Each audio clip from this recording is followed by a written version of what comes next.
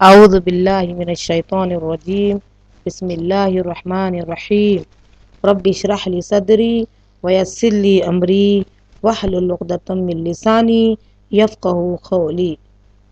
محترم خواتین، السلام علیکم ورحمۃ اللہ وبرکاتہ۔ آج سورہ تحریم سورت نمبر 66 کا ہدف اور مقاصد بیان کیے جائیں گے۔ یہ سورہ کا مقام نزول مدینہ منورہ ہے۔ اس سورہ میں اجتماعیت کا ذکر آیا ہے۔ خاندانی ماحول کی ترقی اور کامیابی کے لیے یہ ایک اہم ذریعہ ہے۔ اللہ رب العالمین فرماتے ہیں اس سورہ کی آیت نمبر 6 میں، یا ایھا الذین آمنوا قوا انفسکم واہلیکم نارا وقودها الناس والحجارہ علیہا ملائکۃ غلاظ شداد لا یعصون اللہ ما امرہم فیفعلون ما یؤمرون۔ اے ایمان والو، تم اپنے آپ کو اور اپنے گھر والوں کو اس آگ سے بچاؤ جس کا ایندھن انسان اور پتھر ہیں، جس پر سخت دل مضبوط فرشتے مقرر ہیں، جنہیں جو حکم اللہ دیتا ہے اس کی نافرمانی نہیں کرتے بلکہ جو حکم دیا جائے بجا لاتے ہیں۔ اس کے بعد دوسرا ہم ہدف لیں گے، پوائنٹ لیں گے کہ معاشرے کی ترقی اور اجتماعیت کے لیے خاندان مرکزی محور ہے۔ اس کے بغیر نہ ترقی ممکن ہے اور نہ ہی اجتماعیت، اور ان تمام چیزوں میں عورت کا بنیادی کردار ہے۔ وہی نسلوں کی تربیت کرتی ہے اور معاشرے کے افراد پر اثر چھوڑ سکتی ہے۔ وہی مردوں کو تیار کرنے والی ہے۔ بڑی اہم بات کی طرف اشارہ کیا جا رہا ہے کہ ایک عورت کئی نسلوں کو تیار کر سکتی ہے، معاشرے پر اس کا اثر چھوڑتی ہے۔ مردوں کو تیار کرنے والی وہی ہے، تو کیوں اس قرآن کے ذریعے سے اسی تربیت نہ کی جا رہی ہو؟ آج ہم تمام پر فرض ہے کہ ہم اپنی بیٹیوں کو قرآنی تعلیمات سے آراستہ کریں تاکہ وہ نسلوں کو تیار کر سکے اور بہترین اپنے اثرات چھوڑ سکے۔ اس کے بعد دوسرا پوائنٹ آتا ہے کہ قرآن نے ہمارے لیے ایسی خواتین کی مثال بیان کی ہیں جو اپنے مقاصد میں کامیاب ہوئیں، جیسے کہ فرعون کی بیوی اور مریم بنت عمران علیہم الصلاۃ والسلام، جس کے بارے میں اللہ تعالیٰ فرماتے ہیں، ضرب اللہ مثلا للذین آمنوا امرأة فرعون اذ قالت رب ابنی لی عندک بیتا فی الجنہ ونجنی من فرعون وعملہ ونجنی من القوم الظالمین۔ یہ آیت نمبر 11 ہوئی، اور 12 میں اللہ فرماتے ہیں، وَمَرْيَمَ ابْنَتَ عِمْرَانَ الَّتِي أَحْسَنَتْ فَرْجَهَا فَنَفَخْنَا فِيهِ مِنْ رُوحِنَا وَصَدَّقَتْ بِكَلِمَاتِ رَبِّهَا وَكُتُبِهِ وَكَانَتْ مِنَ الْقَانِتِينَ۔ اللہ تعالیٰ فرماتے ہیں کہ ایمان والوں کے لیے فرعون کی بیوی کی مثال پیش کرتا ہے، کہتا ہے کہ جب اس نے دعا کی کہ اے میرے رب، میرے لیے اپنے پاس جنت میں گھر بنا دے اور مجھے فرعون اور اس کے عمل سے نجات دے دے اور ان ظالموں سے بھی نجات دے دے، اور مریم بنت عمران کی مثال بھی بیان کی ہے جس نے اپنی عصمت کی حفاظت کی۔ پھر ہم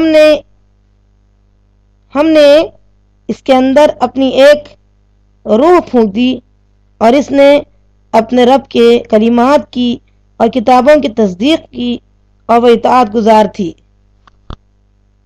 پھر اللہ تعالیٰ رب العالمین ایک اور مثال بیان کرتا ہے کہ دوسری ایسی خواتین کی مثال جو دین کے معاملے میں ناکام ہو گئی۔ انہوں نے دین کو چھوڑ کر دنیا اختیار کیا تو انہیں ان کی سزا مل گئی۔ اللہ تعالیٰ فرماتے ہیں ضرب اللہ مثلا للذین کفروا امرأۃ نوح و امرأۃ لوط کانتا تحت عبدین من عبادنا صالحین فخانتاہما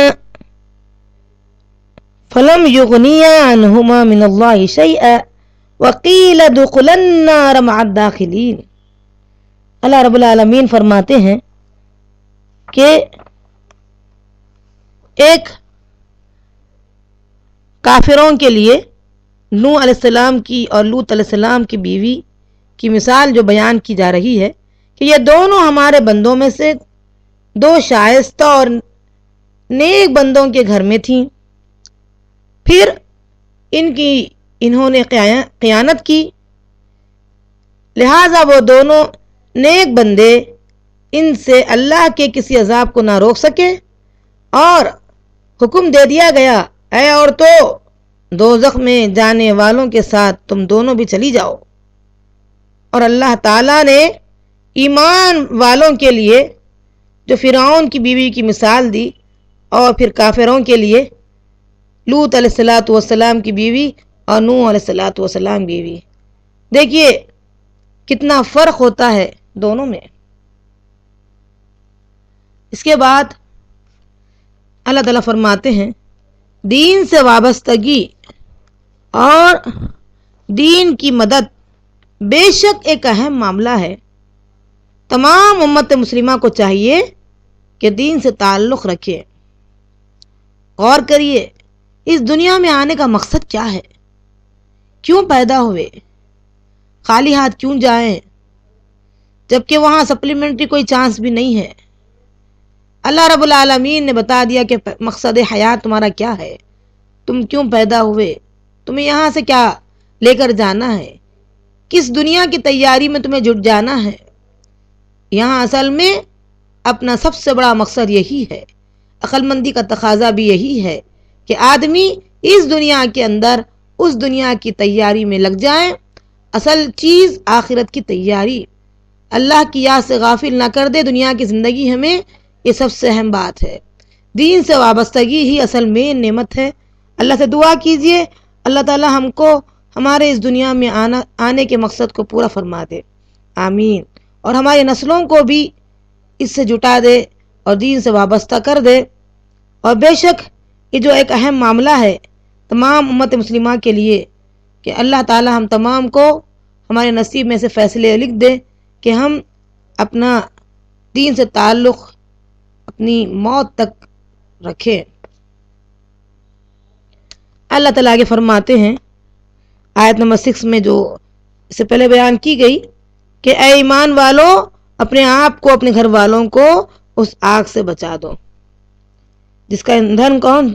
انسان اور پتھر ہے، اور پھر اس پر کون مسلط ہے، کون مقرر کر دیے گئے ہیں؟ سخت دل مضبوط فرشتے مقرر ہیں جن کا کوئی مقابلہ نہیں کر سکتا۔ آگے صحیح بخاری کی ایک حدیث ہم لیتے ہیں، اللہ تعالیٰ فرماتے ہیں صحیح بخاری حدیث نمبر ہے 5188، اللہ کے نبی صلی اللہ علیہ وسلم فرماتے ہیں تم سب لوگ نگہبان ہو اور تم سب لوگوں سے سوال کیا جائے گا۔ امام بھی نگہبان ہیں، اس سے بھی سوال ہوگا، مرد اپنے گھر والوں پر نگہبان ہے اور اس سے بھی سوال کیا جائے گا، عورت اپنے شوہر کے گھر کی نگہبان ہے، اس سے بھی سوال کیا جائے گا، اور غلام بھی اپنے آقا کے مال کا نگہبان ہے، اس سے بھی سوال کیا جائے گا۔ خبردار تم سب نگہبان ہو اور تم سے سوال ہوگا۔ کتنا اہم سوال ہے، اس پر ہماری توجہ نہیں ہے۔ ہم کو چاہیے کہ مرد عورت سب اپنی اپنی ذمہ داریوں کو سمجھیں اور اس سوال کے جواب عملی انداز میں دینے کی کوشش کریں۔ ہر ایک ذمہ دار ہے۔ کلکم فکلکم مسئول فکلکم راعن، یہ ورڈ آئے ہیں، الا فکلکم راعن وکلکم مسئول، خبردار رہنا کہ تم سب نگہبان ہیں اور تم سب سوال ہوگا۔ اللہ تعالیٰ آپ کو مجھے صحیح معنی میں عمل کی توفیق عطا فرما، اور رب العالمین ہماری نسلوں میں بھی یہ دین سے وابستگی کا جذبہ اور شوق پیدا فرما، قیامت تک کی نسلوں کی حفاظت فرما، اور جو مقصد کے لیے پیدا کیا گیا اس مقصد کو پورا کرنے کی توفیق عطا فرمانا۔ ربنا تقبل منا انك انت السميع العليم وتب علينا انك انت التواب الرحيم وصلى الله على خير خلقه وعلى آله وصحبه اجمعين۔ السلام علیکم ورحمۃ اللہ وبرکاتہ۔